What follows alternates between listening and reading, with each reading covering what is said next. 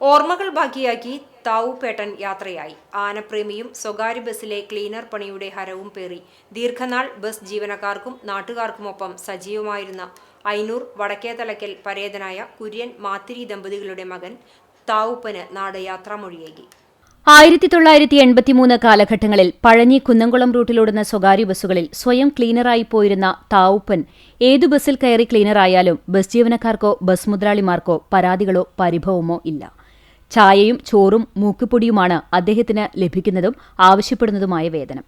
നാട്ടുകാർക്ക് സ്ഥിരം തമാശകളുമായി വഴക്കടിക്കാനുള്ള പൊതുസ്വത്തുക്കളിൽ ഒരാളായിരുന്നു താവുപ്പൻ. ആനപ്രേമി കൂടിയായ താവുപ്പൻ പഴയകാലത്ത് ആനകൾ നടന്നുവന്നിരുന്ന കാലത്ത് താങ്ങുറക്കാത്ത വലിയ തോട്ടിയുമായി ഒപ്പമുണ്ടാകും.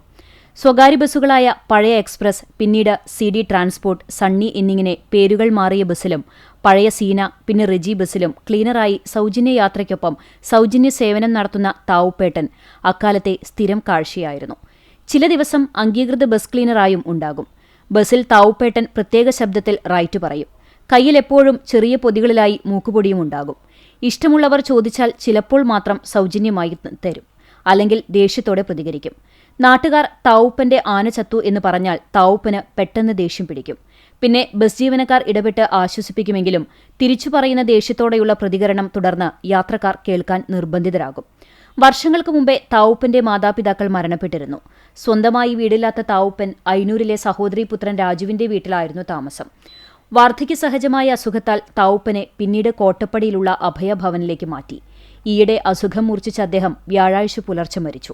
ഉച്ചയോടെ ഐനൂരിലെ സഹോദരീപുത്രൻ രാജുവിന്റെ വീട്ടിലെത്തിച്ച മൃതദേഹത്തിൽ അഭയഭവൻ ഡയറക്ടർ ഫാദർ ഷിജു കാട്ടിൽ, പൊതുപ്രവർത്തകരായ ഷിജു കോട്ടോൽ, MA കമറുദ്ദീൻ തുടങ്ങി രാഷ്ട്രീയ സാമൂഹിക സാംസ്കാരിക രംഗത്തെ നിരവധി പേർ അന്തിമോപചാരം അർപ്പിച്ചു.